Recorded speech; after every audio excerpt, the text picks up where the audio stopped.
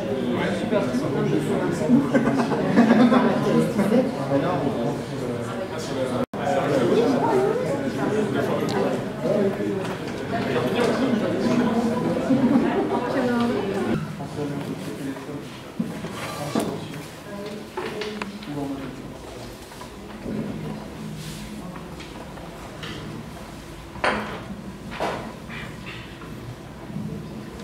sais pas si tout le monde est arrivé. On peut y aller. Bonjour à tous. Pour ceux qui ne me connaissent pas, je me présente, Eugène Abraham, responsable de l'Institut des métiers du goût, compagnon pâtissier et salarié de notre association. C'est avec un grand plaisir que je vous accueille dans le cadre du comité d'orientation de l'Institut des métiers du goût. Un grand merci de votre présence et de l'intérêt que vous portez en tant qu'acteur de la filière ou consommateur pour ce beau métier de pâtissier. La mission des instituts, rencontre, recherche, mémoire et formation, la clé de voûte de ces 4 actions est la prospective par le biais de notre cellule de veille, le devenir des métiers.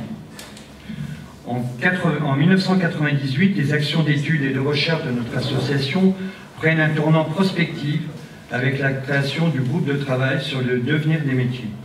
Cette volonté de s'engager dans ce travail était le résultat d'un regard sur l'histoire de notre mouvement, et plus particulièrement sur l'histoire des métiers. En effet, si certains métiers ont traversé les siècles, c'est qu'ils étaient dans leur siècle, alors que bien d'autres ont disparu. Sans métier, pas de compagnonnage, ni d'homme de métier à former pour répondre à notre vocation de permettre à l'homme de s'accomplir dans et par son métier. Or, plus les évolutions s'accélèrent, plus il est nécessaire de voir loin.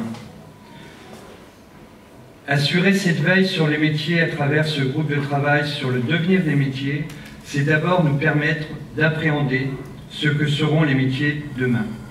S'adapter et d'adapter ainsi nos formations, mais également de mieux comprendre ce que nous sommes, de remettre en question notre vision de façon permanente.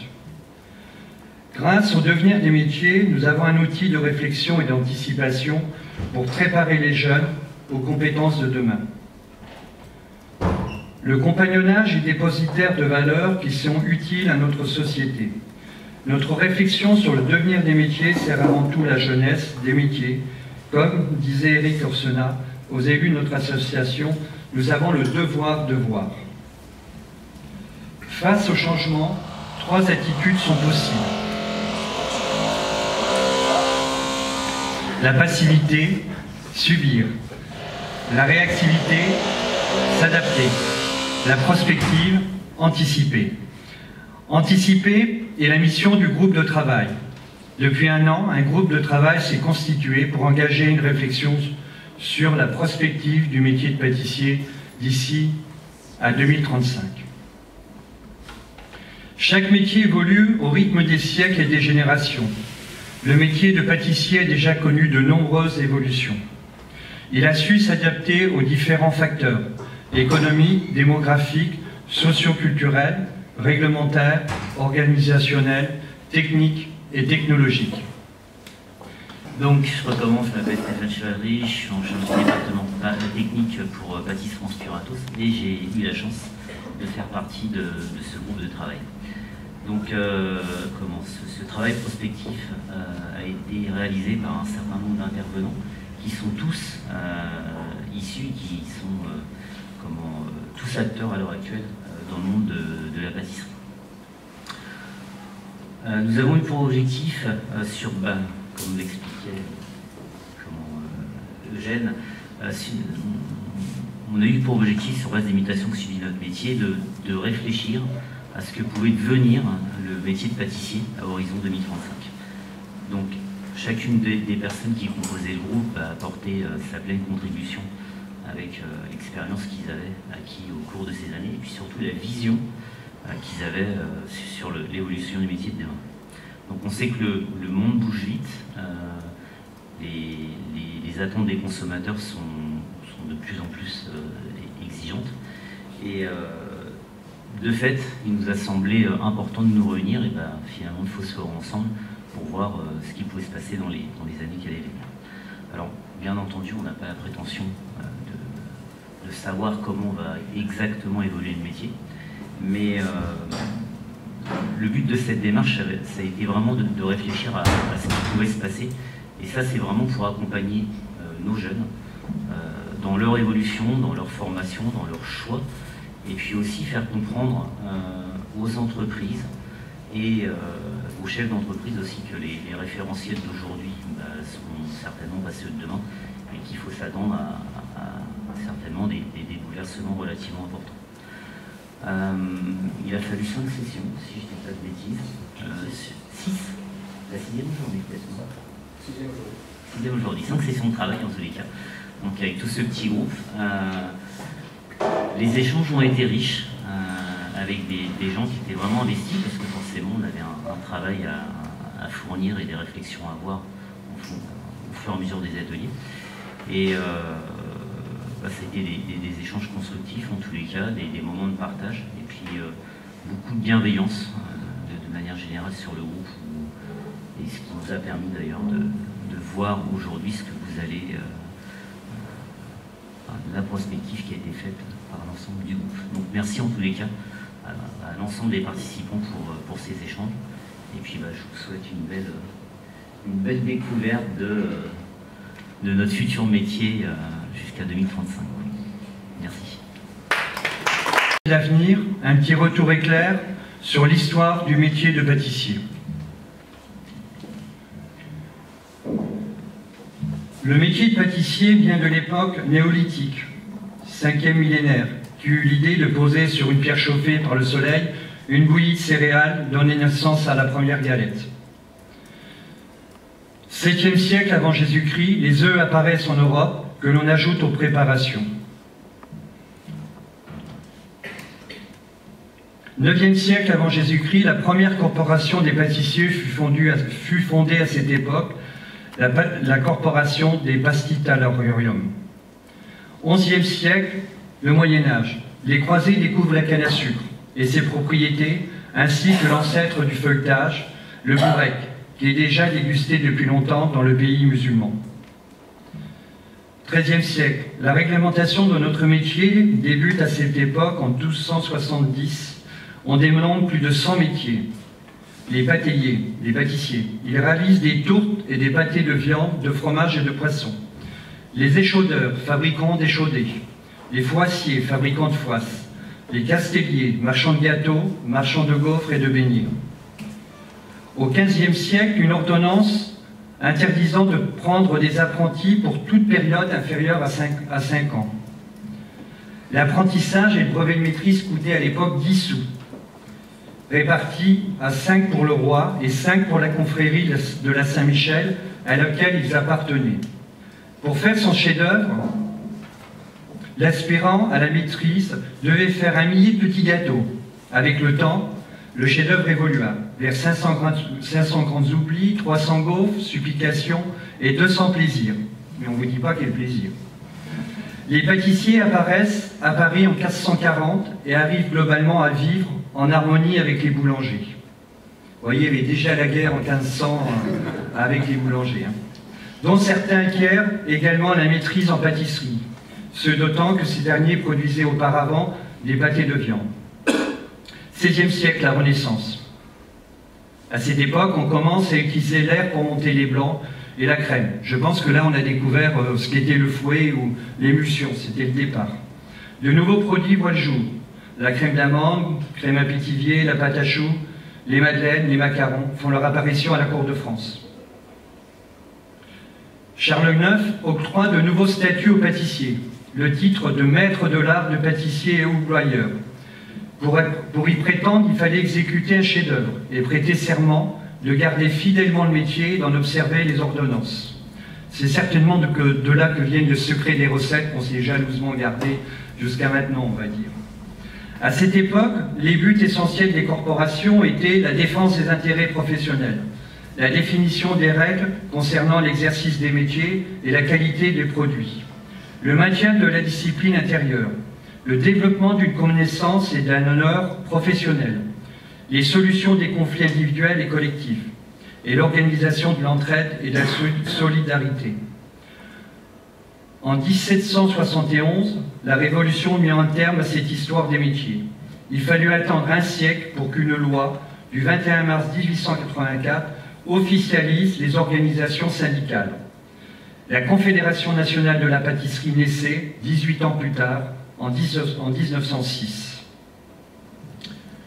Mais revenons au XVIIe siècle, les temps modernes. La pâte feuilletée fait son apparition, ainsi que le café, le chocolat, la fabrication des pralines et la première chocolaterie. En 1770, la fabrication du croissant voit le jour sur Paris, dont l'origine remonte en 1683. Et ce n'est qu'à partir de 1920 que les boulangers parisiens créèrent le croissant que nous connaissons aujourd'hui. Les premières pièces en sucrerie apparaissent grâce au confiseur Luigi Fidel. 18e siècle, Antonin Carême, le plus grand pâtissier de son époque. On lui doit les inventions suivantes: pièces montées, nougat, meringues, les croquants, les poupelins, le vol au vent. Il perfectionne la pâte feuilletée et les biscuits à l'écuyère. Il écrit des ouvrages, le pâtissier pittoresque, le pâtissier royal. Le baba au rhum fut inventé par Stanislas Lesinski. Le pastillage voit le jour aussi dans les pièces d'apparat. 19e siècle, Nicolas Appert met au point les principes de conserve du lait par la chaleur. Le Hollandais Konrad van Houten fabrique la première poudre de cacao. Les marrons glacés font leur apparition, ainsi que le fondant. Des nouveaux produits voient le jour: la génoise au blanc monté, la chibousse, le Saint-Honoré, la crème au beurre, et le millefeuille apparaissent dans les boutiques. Création du chocolat au lait. Les poches avec les douilles apparaissent aussi grâce à Aubriot et Trottier. 1870, la margarine fait son apparition à la suite d'un concours consistant à essayer de trouver un corps gras pour remplacer le beurre. Mais là aussi, on était en pleine guerre. C'est certainement pour ça qu'il y a eu cette recherche. C'était la guerre franco-allemande. Et pour finir, 1879, la bûche de Noël fait son apparition à la maison Charabeau.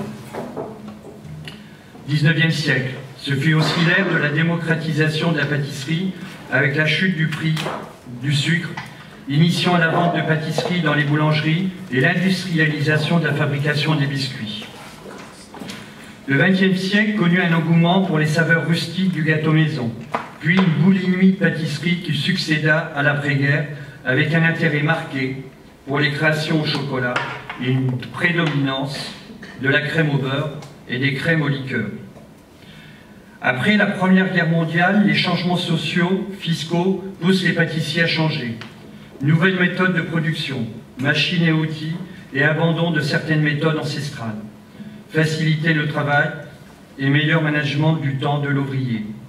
Apparition de plusieurs pâtissiers qui donnent à nouveau le souffle au domaine avec plusieurs livres de recettes. Les années 50, changement drastique du marché. La diminution des prix et la disponibilité des matières premières. Le personnel devient de plus en plus exigeant et demande une meilleure compensation salariale. Apparition d'une industrie de produits intermédiaires et finis qui facilite le travail du pâtissier. Développement de nouveaux produits suite à un élan de recherche poussé par l'industrie. L'arrivée du froid et de nouveaux modes de cuisson. L'apparition des produits intermédiaires dans le catalogue des grossistes a modifié les conditions de travail. Dans les années 70, évolution de la pâtisserie avec deux ténors. Gaston Nolonote crée la première école de perfectionnement gastronomique. Yves Turiez publie des ouvrages gastronomiques, les livres de recettes d'un compagnon du Tour de France. Apparition de nouvelles recettes, méthodes, techniques de production, montage en cadre ou en cercle, crème et mousse différentes. L'accent est mis sur la variation et l'extravagance des couleurs. Le dessert devient un élément de décoration, forme originale, couleur, extravagance, la créativité est poussée à son paroxysme. Dans les pains de ces grands chefs, plusieurs générations de grands pâtissiers suivront. Bélouet, Giraud, Pierre Hermé, Frédéric Beau, Conticini et bien d'autres suivront encore.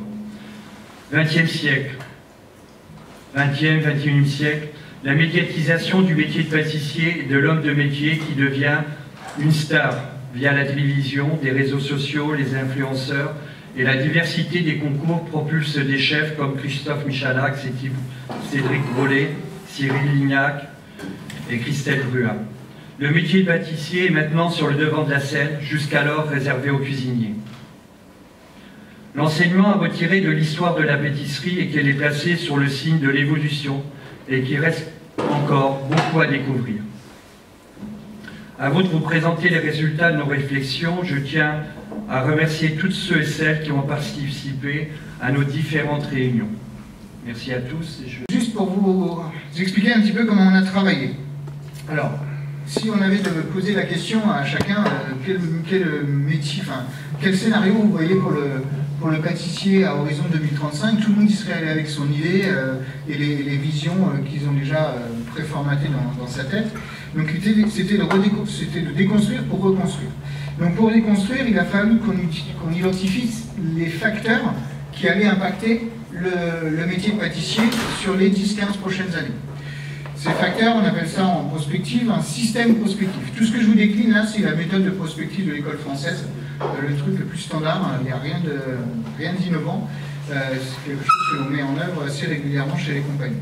Ce système prospectif, pour reprendre donc le déroulé, donc c'est bien 5 rencontres plus celle d'aujourd'hui, ça a eu lieu le 29 mars.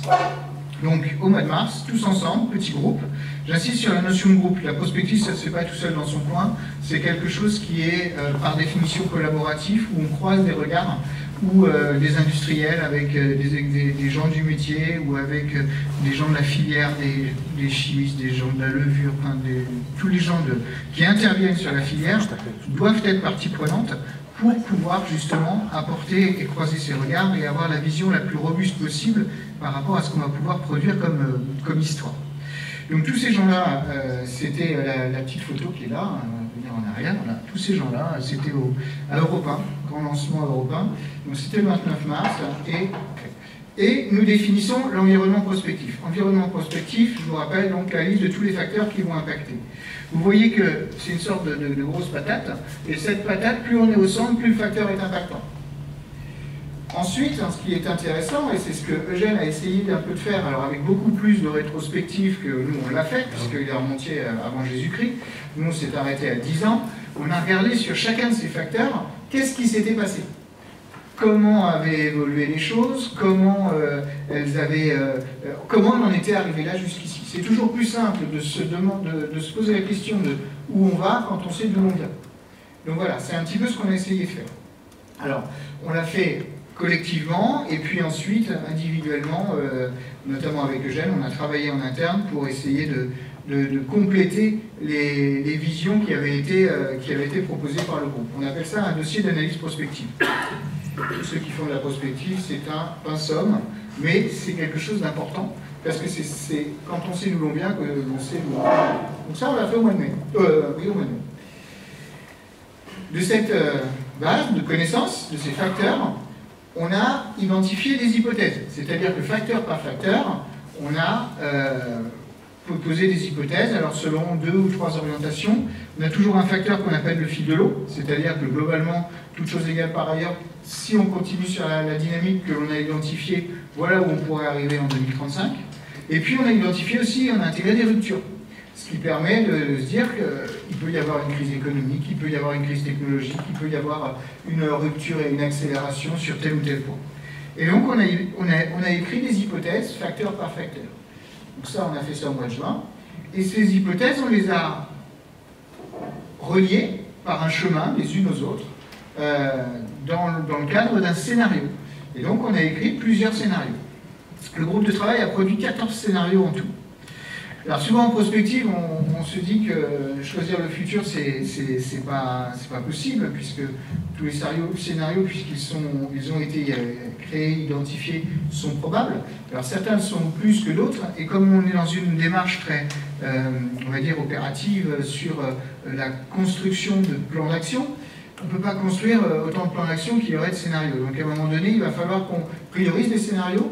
Donc le groupe de travail a priorisé ces scénarios, on en a identifié 3-4, et puis on a eu un recours à ce qu'on appelle un petit outil d'ABAC, où on a proposé à la filière un certain nombre de postures, des propositions. D'ailleurs vous avez certainement dû être, tous autant que vous êtes dans la salle, été mobilisés pour répondre à ce questionnaire. Et vos questions, en fait, sans que vous le sachiez, c'est ça où c'est un peu fourbe, ont permis d'écrire un scénario. Et on a regardé par rapport au... On a eu combien de réponses, Eugène? Presque une centaine. Une centaine de réponses, donc à 100, on est toujours moins bête, voire plus intelligent, qu'à 10 dans une salle. Aussi qualitatifs soient les cerveaux qui soient réunis. Mais du coup, on donne... Moi, je fais la stat dans mon métier de base. Pourquoi j'ai un métier et la robustesse de l'analyse est toujours importante. Faire une analyse sur le futur qui va engager un métier sur 15 ans à 2 dans une salle, c'est toujours gênant. Et quand on a une centaine de réponses, ça donne plus confiance dans les résultats qu'on va donner. On aura toujours capacité à dire c'était pas moi, c'est l'autre qui s'est trompé. C'est pour ça qu'on travaille en coopération chez les compagnons. Et donc de tout ça, on a sorti un scénario de référence. Et c'est à propos de ce scénario qu'on a identifié un plan d'action. Et ça a été le travail on va dire, du 27 octobre. Voilà. Et c'est l'ensemble de ce travail qu'on vous présente aujourd'hui. Est-ce que sur la méthode, j'ai essayé de faire le plus simplement possible, c'est clair pour tous, vous n'avez pas de compréhension, je continue. Donc, voilà notre patate. Donc, notre environnement prospectif, donc on a identifié, vous voyez, quand même plus de 15 facteurs. Et donc, vous avez le métier de pâtissier. Alors, je vous passe toutes les discussions qu'il y a eu sur c'est quoi un pâtissier. Hein, on a passé plus d'1 heure pour positionner les choses, c'est-à-dire que le but était que dans le groupe de travail, on sache exactement de quoi on parle. Donc, on ne va pas revenir dessus parce que sinon c'est la porte ouverte de débat sans fin, mais ce sont des choses qui seront reprises dans la publication. Pâtissier en 2035, il est impacté par les RH, il est impacté par la formation, il est impacté par la communication, par les attentes des consommateurs, par les ressources d'approvisionnement, par la santé, par la recherche et développement, par l'environnement.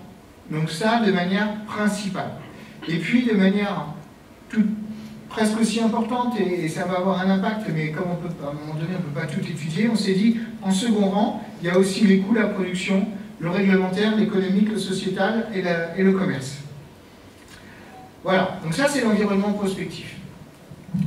Cet environnement prospectif, donc comme je vous ai dit, on a travaillé les facteurs, politique, formation, communication, consommateurs, ressources, santé, R&D et environnement, et en les travaillant, on a ensuite produit des hypothèses. Alors, on ne vous l'a volontairement pas montré, parce que vous voyez, ça donne un truc complètement illisible. En revanche, c'est hyper important, parce que c'est l'assemblage de ces hypothèses qui fait un chemin, et c'est ce chemin qui raconte une histoire. Donc il y a différentes hypothèses qui ont été retenues, soit des hypothèses de fil de l'eau, soit des hypothèses de rupture. Il n'est pas gênant de retenir une hypothèse de fil de l'eau pour un facteur, et de rupture pour un autre facteur. Il faut juste s'assurer que... je prends un exemple, si on prend une hypothèse sur le prix de l'énergie, c'est pas dans le cas, mais, et qu'on dit que le baril de pétrole augmente, et que 2 lignes après, on a une hypothèse sur les ressources, et on dit que l'énergie est peu chère, bon, c'est pas rationnel, c'est pas raisonnable, donc ça ne peut pas faire une histoire qui se tienne. Donc nous, on a pris soin, quand on a assemblé nos hypothèses, qu'elles soient cohérentes les unes avec les autres. Et le scénario qui est finalement retenu, c'est un scénario d'adaptation du métier dans un contexte de rupture. Alors là, je laisse les mots à l'auteur, puisque c'est Lucas qui les a écrits. Donc, mais ça fait une bonne synthèse, rassurez-vous, je ne vais pas les lire, ça fait une bonne synthèse de ce qui est ressorti dans tout ça. L'histoire à laquelle on est arrivé, c'est quoi? C'est que du point de vue de la politique RH, on a une modernisation du point de vue du management grâce à l'arrivée de nouveaux managers. Et cette modernisation répond aux attentes des nouvelles générations. La gestion des compétences reste cependant quand même un point de douleur au sein des entreprises de pâtisserie, et le bien-être du salarié doit être pris en compte par le manager. C'est encore quelque chose qui n'est pas abouti. On est là sur une hypothèse de fil de l'eau. Puisqu'on est dans les RH, on va basculer en formation. Sur l'hypothèse qui a été retenue en formation, c'est qu'on a des référentiels qui sont toujours lents à mettre à jour. On a toujours un décalage entre besoins des entreprises et formation en tant que telle dans les centres de formation vis-à-vis des réponses aux référentiels qui peuvent exister. Et donc on peut avoir un sentiment de baisse des savoir-faire. Dans certaines branches, certains CQP peuvent même se substituer aux formations de base. Ces besoins ne sont toujours pas correctement finalement identifiés, et donc on a des formations qui sont toujours en décalage avec les besoins. Mais pour autant, on a des branches professionnelles qui ont pris la mesure et qui tendent de prendre la main sur la formation dans leur métier et qui vont proposer des formations, des diplômes de branche. Et on a un État qui, petit à petit, se désimplique de ces référentiels de compétences, du fait des décalages. Du point de vue de la communication, on a une communication qui reste très forte autour du métier. Eugène parlait des émissions et des concours.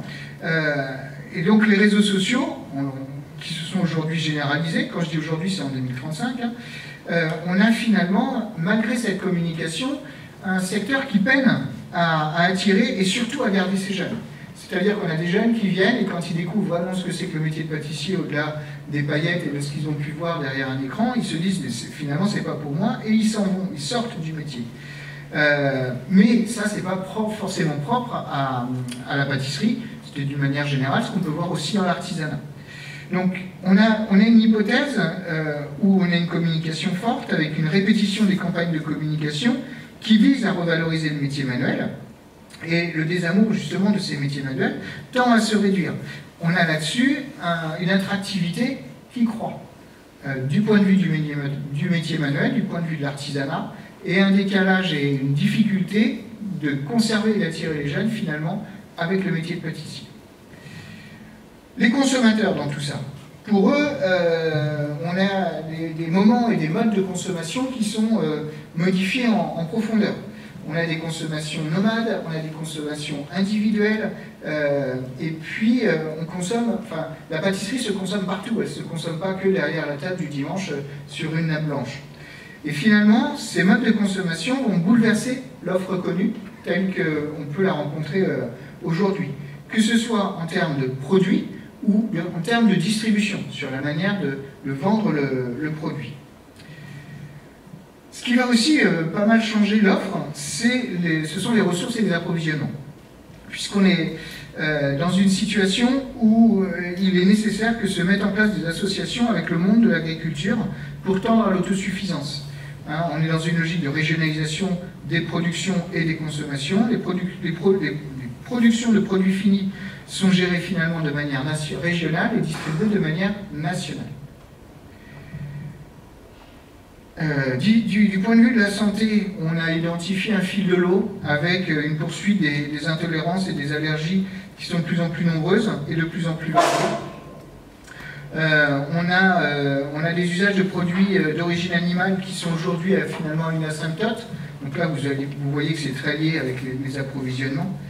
Et ces produits d'origine animale vont nécessiter, du point de vue de la R&D, la création en fait de nouvelles ressources. On va recréer de la ressource à partir de produits naturels, mais d'origine végétale. Et l'idée, c'est de se rapprocher des goûts que l'on pouvait connaître avant.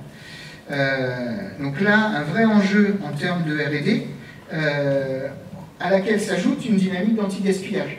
C'est-à-dire que la R&D va devoir proposer des solutions de conservation plus longues pour éviter de jeter les denrées. Du point de vue de la production, la R&D n'est pas en reste, puisqu'on reste dans cette logique de fil de l'eau, avec une robotisation.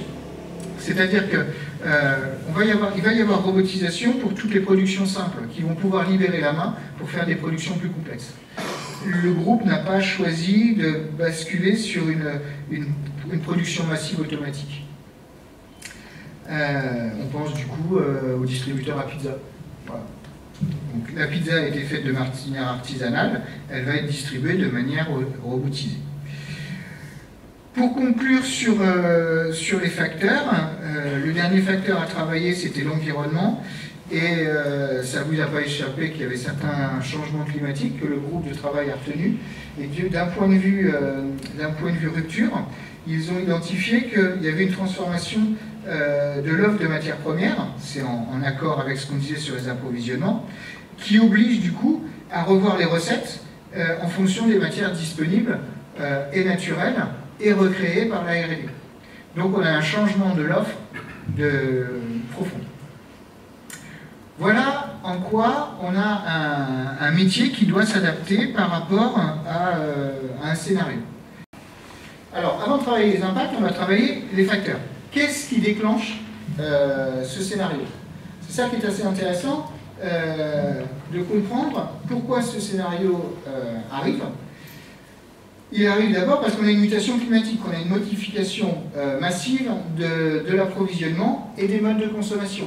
Les consommateurs veulent consommer responsable, et donc ils vont regarder à la fois l'origine des recettes, et puis il va y avoir aussi certainement de la contrainte par rapport à la production, on va dire, de CO2 liée à la production de pâtisserie.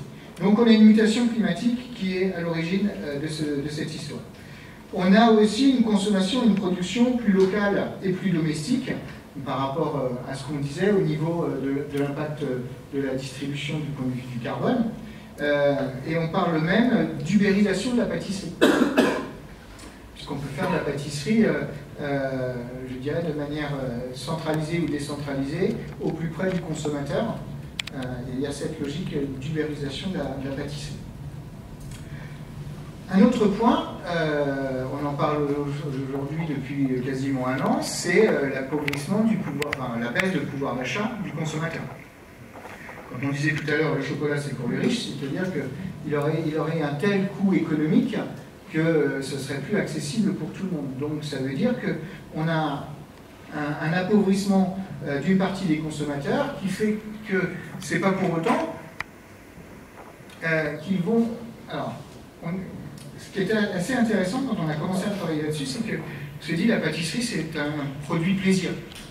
On peut arriver à vivre sans manger des éclairs au chocolat. Si, c'est faisable. En revanche, c'est un plaisir. Et on est content d'aller à la pâtisserie. Et tout le monde, qu'on ait les moyens ou qu'on n'ait pas les moyens, a envie d'aller dans une pâtisserie. Et donc on va avoir ce facteur qui va impliquer, on va dire, une production de pâtisserie pour tous. Et avec des gammes d'offres, enfin là je commence à avancer sur la suite, qui vont s'adapter en fonction du consommateur.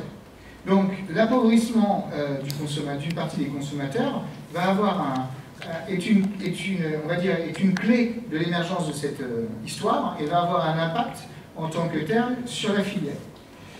Vous avez d'un côté l'appauvrissement des consommateurs et de l'autre côté vous avez le renchérissement des prix des matières premières. Là on est dans une logique d'inflation avec du creusement d'écart qui fait qu'on a le scénario de rupture auquel on arrive et que je viens de vous partager. Et puis on a un comportement des acteurs de la filière qui pêche encore du point de vue de son attractivité.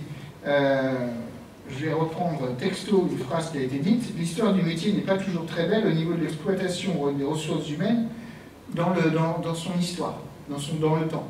Ça montre qu'il y a ce côté aussi métier difficile, métier dur. Et ça ressort, puisque aujourd'hui en face, on a une nouvelle génération qui a un rapport au travail qui n'a rien à voir avec celui qu'on a pu connaître il y a 10, 15, 20 ou 50 ans. Et donc, ça va influencer le management, et il peut y avoir du coup les décalages dont on a parlé tout à l'heure par rapport à la gestion des équipes et à l'attractivité du métier. Donc voilà, ce sont les 5 grands points qu'on avait identifiés comme étant les facteurs d'émergence de cette histoire. Est-ce qu'il y a des points qui vous choquent? Est-ce que pour vous, le groupe en a oublié? Par rapport à l'histoire, hein, pas par rapport à la vision que vous faites du futur. Toujours très compliqué ça. Donc les nouvelles générations et les nouveaux codes, on en parlait à l'instant. Il y a aussi, par rapport à la formation, la problématique en termes d'inertie de l'éducation nationale sur les référentiels de compétences. Ça aussi, c'est un élément qui a été identifié en tant que tel. Et donc qui va impliquer la mobilisation de la filière, comme on a pu le voir dans les dans les hypothèses.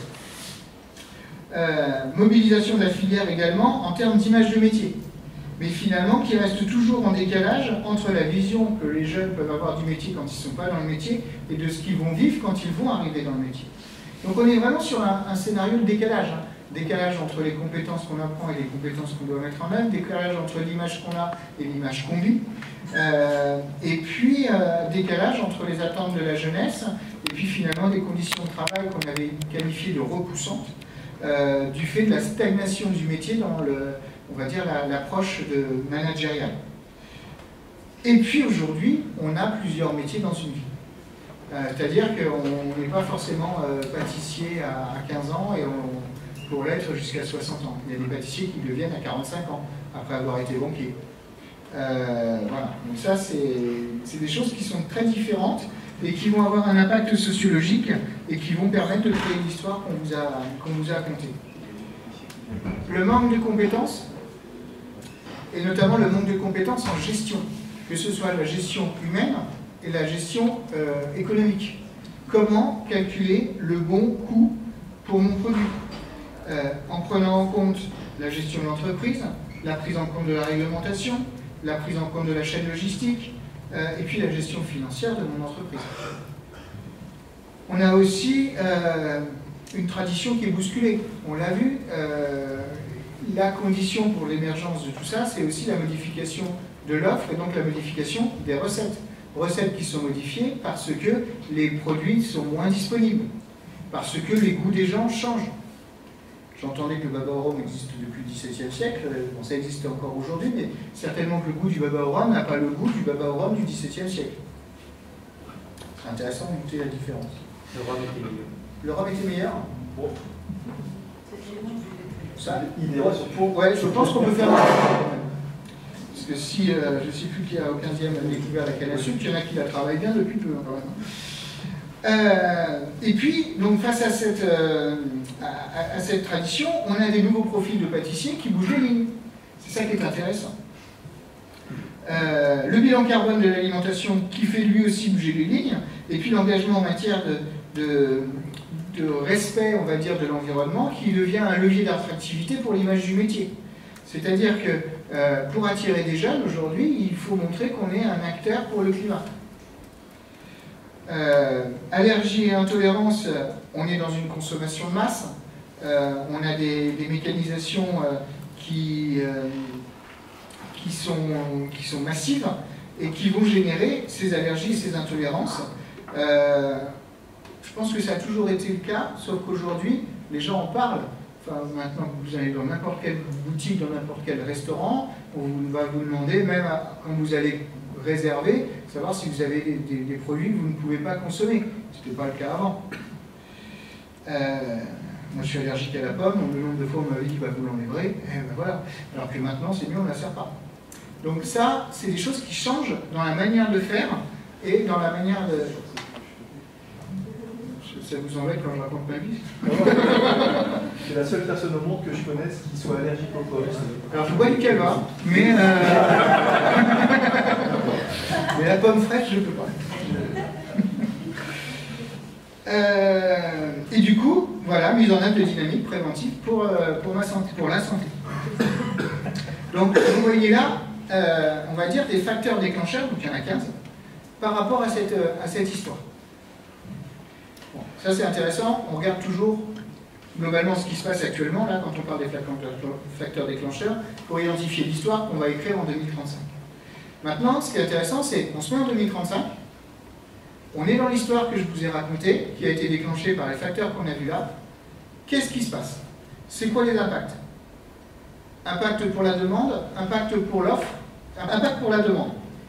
L'impact pour la demande, c'est quoi? Par rapport à l'histoire qu'on a écrite, c'est qu'on a un consommateur qui souhaite une garantie d'acheter des produits locaux.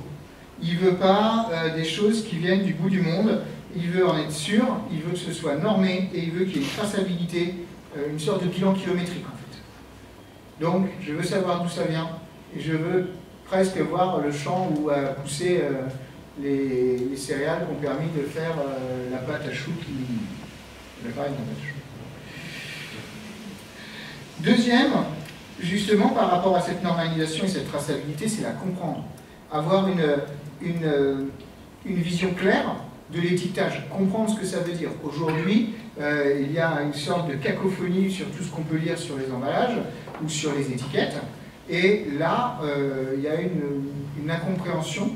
Demain, le consommateur souhaite avoir une vision claire et intelligible de ce qu'il consomme. Autre impact, la même chose pour les AOC. C'est-à-dire, il y a démultiplication des AOC. Qu'est-ce que ça veut dire? Alors, le but, c'est pas de comprendre le cahier des charges qu'il y a derrière, mais quelles sont les garanties que ça apporte, comment on le trace et comment je le comprends. De la même manière, sur les signes de confiance. Pourquoi tel label, je dois avoir confiance. Si j'ai confiance, c'est qu'il est clair et que je l'ai compris. Et vous voyez, sur 3 lignes, on a l'étiquetage des AOC et les labels. Et à chaque fois, on a ce besoin de transparence.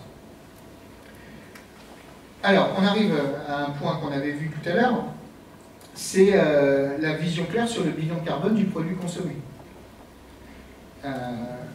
Est-ce qu'il y aura demain une étiquette du carbone tel qu'on peut avoir un Nutri-Score aujourd'hui? Ça peut être un impact de cette histoire. Est-ce que c'est un produit qui est, si c'est un produit local avec une agriculture raisonnée et raisonnable, il sera mieux noté que si c'est un produit qui vient de l'autre bout du monde, utilisant des produits qui viennent eux-mêmes de l'autre bout du monde, transformés par des pays émetteurs de CO2. Et justement par rapport à ça, il y a une remise en cause du bio.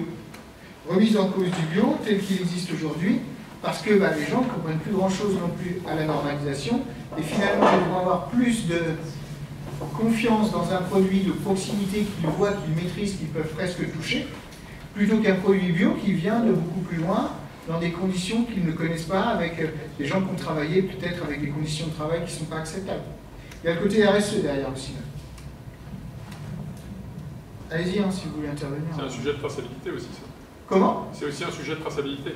Tout à fait. Ouais, alors, tout est lié. Tout est lié. Quand on a travaillé cette prospective, on ne l'a pas faite en silo, et c'est vrai que tout est lié. Autre impact pour la demande. Alors, on vient au produit gourmandise, au fait que c'est un produit qui est plaisir, mais c'est pas pour autant que c'est un produit qui est malsain. C'est-à-dire qu'aujourd'hui, je fais attention à ma glycémie, à mon taux de graisse et compagnie, mais je ne veux pas forcément me priver d'un petit éclair au chocolat de temps en temps. Donc il y a un équilibre à trouver entre le plaisir et manger ça. C'est-à-dire qu'on souhaite garder le goût de la gourmandise. Donc ça peut passer par un changement de rythme de la consommation.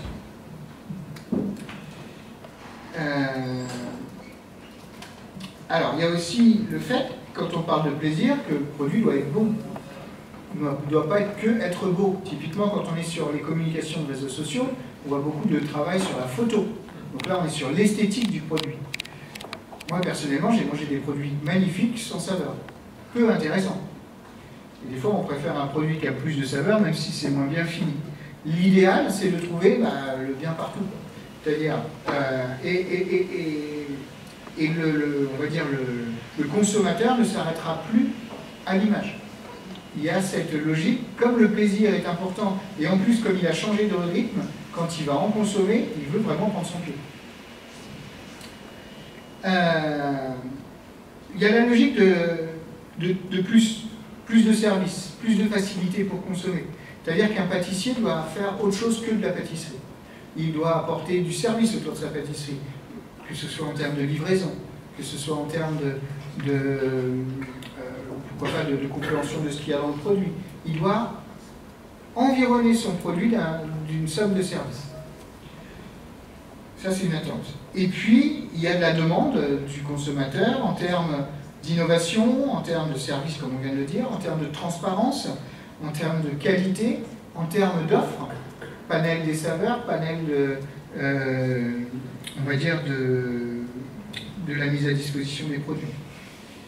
Donc vous voyez que les consommateurs, dans l'histoire que l'on a écrite, ils sont relativement... Alors si l'histoire est en rupture, comme on l'a dit, les consommateurs, eux, sont de plus en plus exigeants. Exigence, on le rappelle, donc en transparence et compréhension de ce qu'il y a derrière un produit. Exigence en termes de régionalisation et compréhension des produits qu'on va mobiliser pour le produit fini. Exigence en termes de goût, exigence en termes de service. Donc, globalement, ça se résume autour de ça. Est-ce que quand vous entendez ça, par rapport aux consommateurs que vous pouvez avoir en face de vous, vous vous retrouvez aujourd'hui, dès aujourd'hui dans notre histoire de demain? Ou est-ce qu'il y a des choses qui semblent, par rapport à ce qu'on a écrit, se différencier, s'accentuer, ralentir, je ne sais, par rapport à ce que vous pouvez connaître? Ça vous choque ou pas? Aujourd'hui, je pense que l'exigence du goût, j'y crois pas trop. L'exigence du goût, non? Aujourd'hui, j'ai même l'effet inverse. L'exigence de l'esthétisme, oui, du goût, non. Le beau avant le beau. Ouais. J'ai D'accord. eu plusieurs expériences, il n'y a pas de ça si longtemps, qui m'ont fait dire ce que je suis en train de vous expliquer. D'accord. Peut-être que même d'un point de vue cérébral, comme c'est beau, c'est bon. Et les gens, ils vont avoir du mal à le traduire différemment. D'accord? Donc là, on aurait une rupture là-dessus, en 2035. Lionel, est-ce que tu peux parler un tout petit peu plus fort? Parce qu'au fond, tu n'as pas entendu. Non, je crois moins à une exigence plus accentuée sur le goût.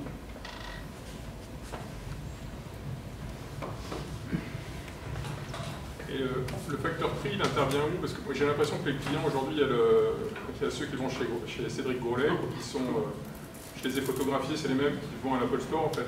Donc c'est ceux-là. Et puis moi je suis au milieu, et puis de l'autre côté il y a mes enfants qui vont dans la pâtisserie de quartier chercher leur flan.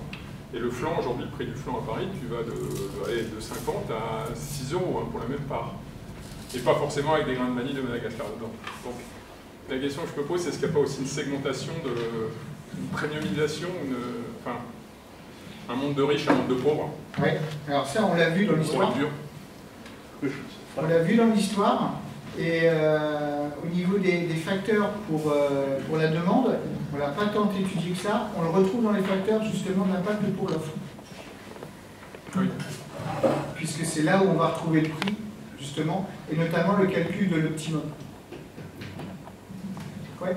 Là, sur la diapo, il y a écrit toujours plus de demandes. On est d'accord que du coup, c'est un même client qui va avoir plus d'exigence, ou est-ce que on va avoir une demande plus grande, plus de gens qui vont vouloir de pâtisserie, parce que ça me semble un peu aller à l'encontre d'un scénario de la baisse du pouvoir d'achat. Alors, c'est pas plus de demandes en termes de quantité, c'est finalement les consommateurs ont plus d'exigences. Des exigences en termes de produits, des exigences en termes de visibilité, en termes d'offres et en termes de services. Mais du coup, cette quantité de la demande, on doit être plus peut-être sur une rationalisation, puisqu'on a dit qu'il fallait modifier son rythme de consommation, puisqu'on est sur un renchérissement des produits, on veut manger sain mais manger plaisir, et donc finalement c'est la consommation qui change, le rythme de consommation qui change. Mais il y a toujours de la demande. En termes de volume, on n'a pas fait des projections quantitatives. Parce que cette notion de rationalisation, je mange plus qu'une fois une pâtisserie par semaine, ça va diminuer l'enveloppe du marché, sauf que le prix de la pâtisserie va augmenter.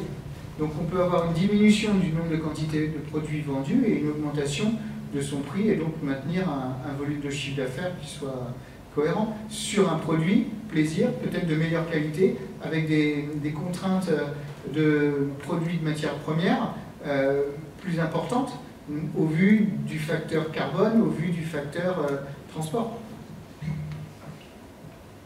Après, c'est un travail de groupe, hein, donc je me fais la voix du groupe, mais je ne veux pas déformer les choses si... Non, c'est tout à fait ça. Alors, l'impact pour l'offre. Donc là, c'est le professionnel, le pâtissier, qu'est-ce qu'il doit proposer demain? Bien, il doit éduquer son consommateur, c'est-à-dire lui faire comprendre que telle chose qu'il pensait qui était vraie, finalement, elle n'est pas si vraie que ça, et la vérité se trouve plutôt à tel ou tel endroit. Donc là, il y a une logique pédagogique pour faire comprendre, parce qu'on est dans des environnements où les idées reçues sont pléthores. Alors des fois elles sont vraies, des fois elles sont fausses. Et là, le professionnel a un vrai rôle d'accompagnement.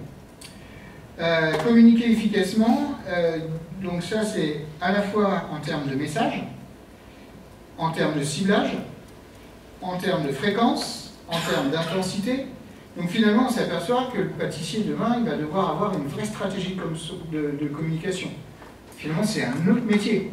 Donc il va falloir certainement qu'il s'arme avec des compétences annexes.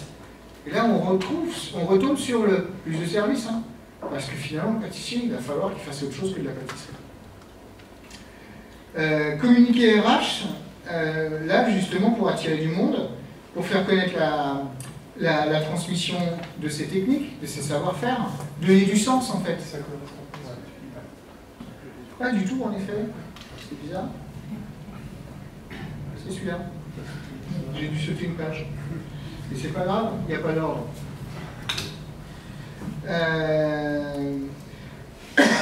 Donc on est sur la transmission des techniques, des savoir-faire, et c'est donner du sens à son métier. Il va falloir aussi qu'il s'applique la transparence que le client lui demande. Et il va falloir qu'il s'adapte à son client. C'est-à-dire qu'il propose les offres que le client attend, les goûts que le client attend. Il peut aussi proposer l'innovation et faire évoluer son client, lui faire comprendre des choses. On retrouve le côté pédagogique. Et puis, il va avoir un vrai rôle, au-delà de la pâtisserie, sur l'environnement dans lequel la pâtisserie s'achète, le lieu de vente, l'environnement dans lequel le consommateur se trouve, les informations auxquelles il a accès, etc., etc. Globalement, il doit donc augmenter ses périmètres. Hein, il devient à la fois pâtissier, mais aussi il doit gérer mille et une choses autour de la communication et de l'image. Il doit adapter son offre sur un optimal de qualité et de service. Ce qu'on va attendre de lui et ce qu'il va devoir produire, c'est des produits simples, bons et bien réalisés. Et quand on bien réalisé, il y a justement le côté esthétique. Il faut que ce soit beau, et il faut que ce soit compréhensible de la part du consommateur. On en revient à la problématique économique et la problématique du prix, justement. Il y a l'optimisation du prix de vente. Il faut que le pâtissier de demain, en 2035, maîtrise parfaitement l'optimisation de son prix et qu'il propose, selon ses gammes de produits, les prix justes, adaptés aux besoins de son consommateur, sans pour autant perdre de l'argent en vendant. Donc, adapter des recettes et des produits en fonction de ses cibles. Il faut, comme pour la communication, qu'il adapte son message. Il faut qu'il gagne en agilité, du coup, pour adapter sa gamme de produits vis-à-vis de la demande et répondre à un besoin de surprise. Je sais ce que je veux en allant chercher un éclair au chocolat, mais des fois j'ai envie de découvrir des choses. J'ai envie d'avoir peut-être des produits mensuels ou hebdomadaires différents pour me dire, tiens, je pourrais changer mon éclair au chocolat par autre chose. Et donc il y a ce côté surprise, avoir les politiques de reconnaissance, et pour ça il va falloir qu'on l'accompagne. Il va falloir que la filière se mobilise là-dessus. Capacité à former son personnel pour donner du sens. Rappelez-vous, on parlait de transmission des compétences, transmission des savoir-faire. Et puis, il va y avoir aussi professionnaliser par rapport au management, emmener son équipe, motiver ses équipes, motiver ses troupes, faire que les gens restent en fait. Parce que c'est aussi en faisant participer qu'on rend les gens plus acteurs de son métier.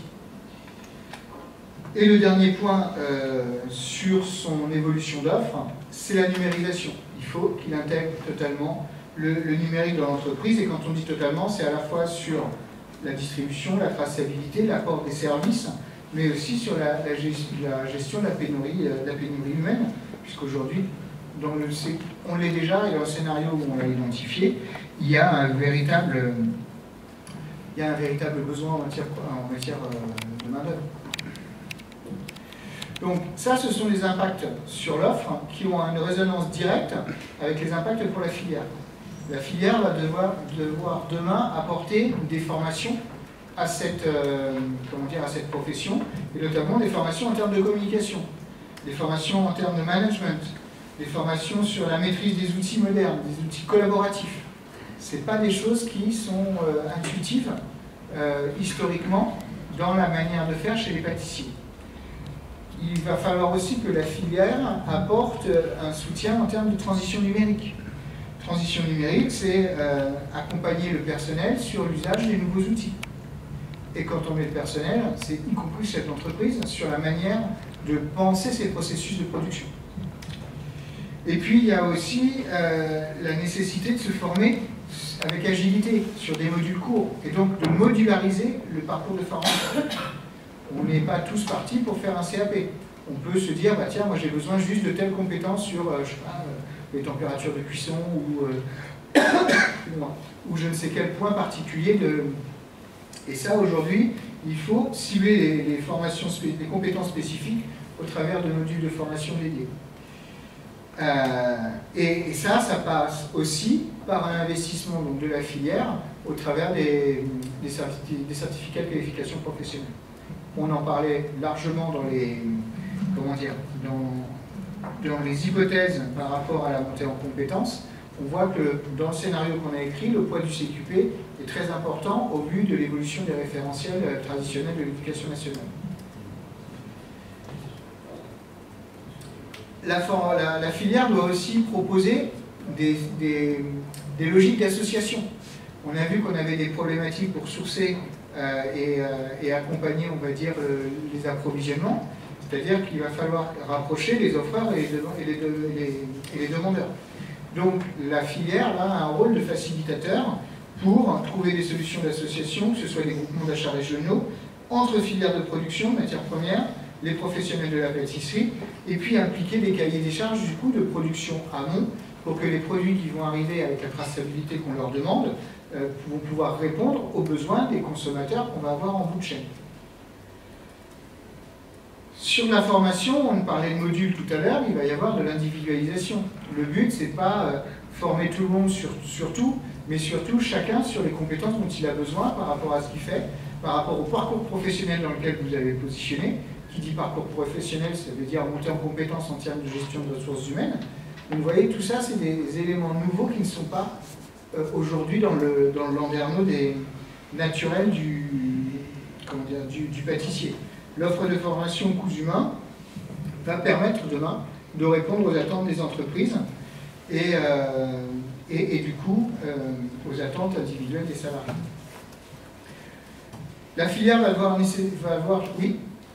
Vous ne parlez pas du tout de transmission d'entreprise, c'est un vrai sujet. Non, on n'a pas parlé. L'artisanat, qui a un vieillissement de la population sur les chefs d'entreprise. Ouais. C'est vrai que du coup, comment est-ce que vous imaginez ça justement? Alors on n'en a pas parlé en tant que tel.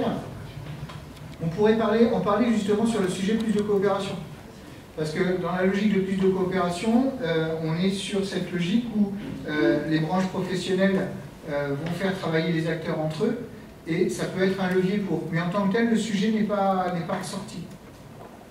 Hein, Enfin, là, on parle surtout des artisans, mais au niveau des entreprises industrielles, c'est la même chose. La transmission des grosses sociétés, ça devient un gros problème. Et donc, il y a quand même maintenant beaucoup d'assemblages de grosses sociétés qui font avec des actionnaires énormes. Et ça tend à concentrer les filières. Ben, du coup, j'ai envie de vous dire, d'autant plus important la coopération interfilière, interbranche. Parce que justement, ça va nécessiter du coup des formations transverses avec des besoins identiques et l'accompagnement des acteurs. Et puis on avait souligné le soutien aux compétences spécifiques, notamment en termes de fabrication, de management, de gestion et de transmission des savoir-faire. Alors, voilà les impacts qu'on a identifiés pour la demande, pour l'offre, pour la filière. Par rapport à ça, le but, faire de la prospective pour faire de la prospective, ça a peu de sens. Hein. Le but, comme je vous le disais initialement, c'est de se mettre en action. Et donc, les grandes pistes d'action, en action par rapport à l'environnement dans lequel on est, hein. Vous êtes chez les Compagnons du Devoir, le but c'est aussi de travailler pour que Gênes ne s'ennuie pas l'année prochaine, et qu'il ait des trucs à faire dans sa liste de... Donc on a travaillé pour la liste de gel. Et l'idée c'était quoi? Première action, c'était de réaliser un état des lieux des référentiels en place. C'est-à-dire qu'aujourd'hui, on a une vision des contenus qui est tellement touffue, avec des choses qui peut-être ont commencé à être faites en termes d'état des lieux, mais qui ne sont pas aboutis, qui ne sont pas allés jusqu'au bout. On mélange souvent formation initiale et formation tout au long de la vie. On mélange certains modules parce qu'ils sont être enclipsés dans des parcours. Qu'est-ce qui est désenclipsable? Voilà. Donc il y a vraiment cette vision d'état des lieux des référentiels en place à faire. Deuxième action, c'est proposer des formations qui vont permettre la conduite de l'entreprise. Donc là, on n'est pas sur les formations techniques de pâtisserie, mais on va être sur les formations sur les aspects légaux, sur les aspects de gestion, sur les aspects RH, sur les aspects de communication. Vous avez vu que le vecteur communication, créer un plan de communication, ça ne s'improvise pas. Et donc, il faut être formé à ce genre de choses. Et même si vous me dites, non mais je prendrai quelqu'un à l'extérieur, c'est toujours bien de savoir ce que quelqu'un à l'extérieur fait, même si on n'est pas aussi compétent que lui, mais pour comprendre ce qu'il fait et pour aussi formuler une demande. Troisième piste d'action, c'est proposer des formations qui vont rendre les gens opérationnels du point de vue écologique. On pense à l'empreinte carbone, on pense à la gestion des déchets, on pense à la question des emballages. Il va falloir intégrer dans les formations existantes des points spécifiques sur ces points-là. Alors vous allez dire, ça existe déjà, il va falloir que ce soit massifié, et il va falloir certainement aussi créer des modules spécifiques sur ces problématiques environnementales. On est allé même jusqu'à identifier de l'accompagnement sur les analyses de cycle de vie. C'est-à-dire, mon produit de pâtisserie, si je fais son ACV, son analyse de cycle de vie, depuis l'approvisionnement jusqu'à la déconstruction, alors je ne parle pas du produit, mais je parle plutôt de la machine qui va permettre de son maintien, de sa maintenance, des réparations et de l'accessibilité qu'elle va pouvoir avoir par rapport aux intervenants qui vont avoir. Finalement, on va s'apercevoir que la tonne équivalent CO2 de l'éclair, il est peut-être x3, parce qu'on a justement cette vision globale et non pas que la vision du produit. Mais on l'a environné, d'autant plus si on ajoute des services complémentaires à l'offre purement pâtisserie. Donc là-dessus, il y a un calcul à faire pour avoir une approche, comment dire, raisonnable de ce qu'on va être capable de proposer. Mais tout à l'heure, on parlait d'optimum de prix. Là, on a un optimum d'empreinte carbone. Et pour ça, il faut en avoir la vision. Et la dernière grande action, bah, bien entendu, c'est la réflexion autour des modules de formation. Donc, il y avait 5 grandes tendances.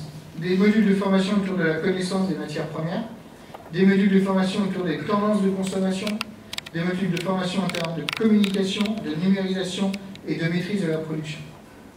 Voilà, on n'oublie pas tout ce qu'on sait déjà faire et tout ce qu'il faut apprendre.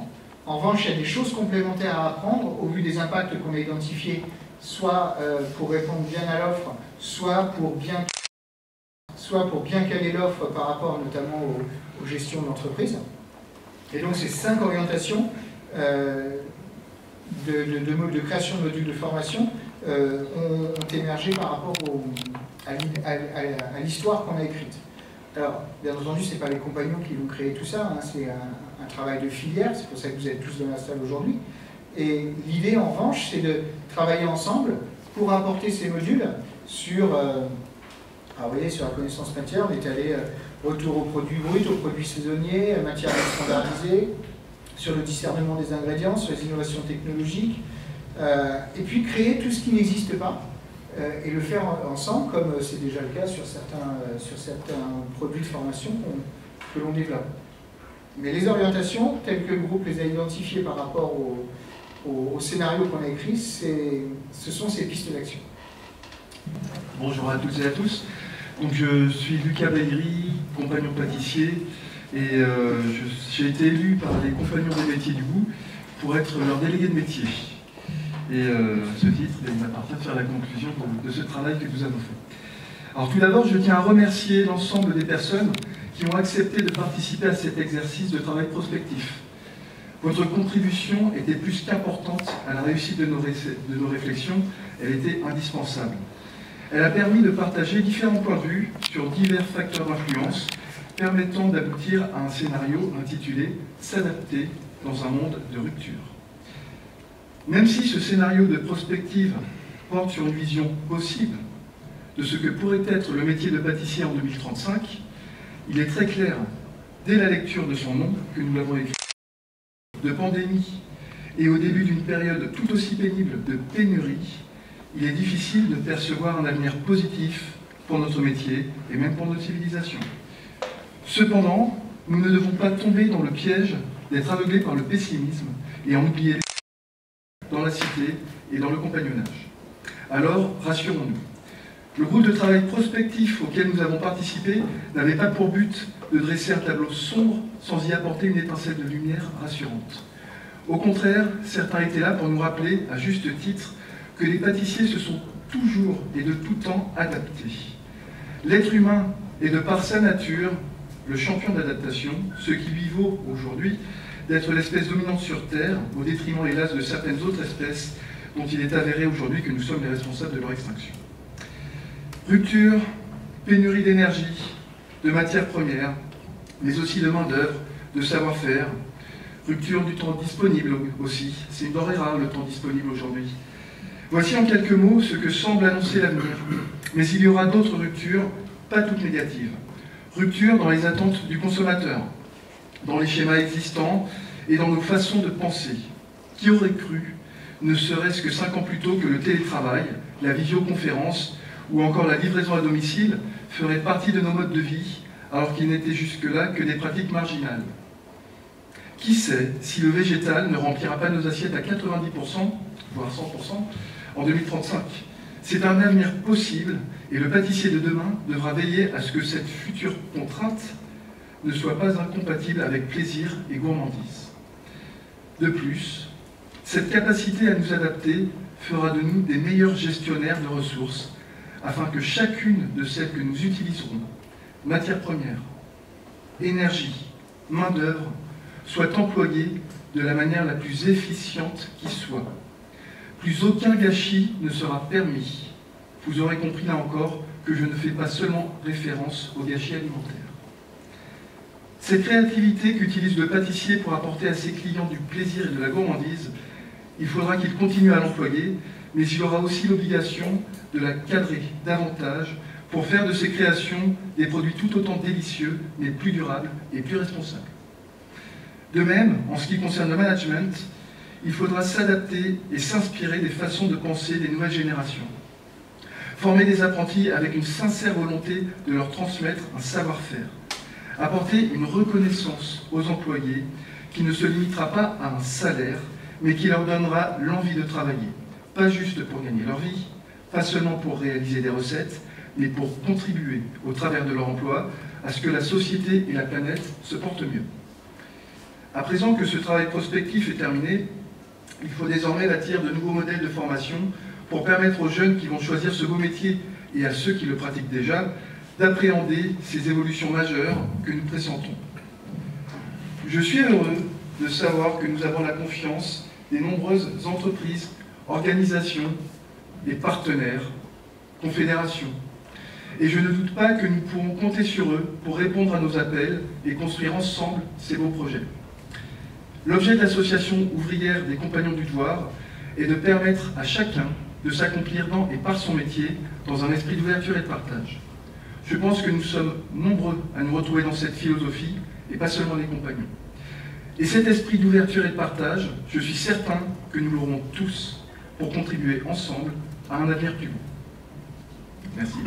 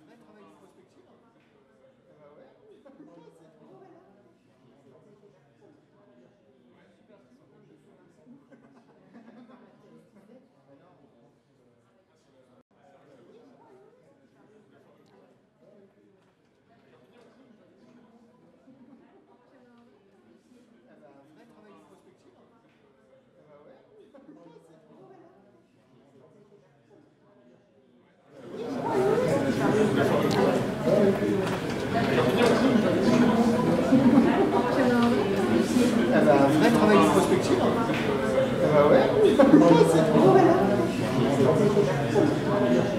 Super.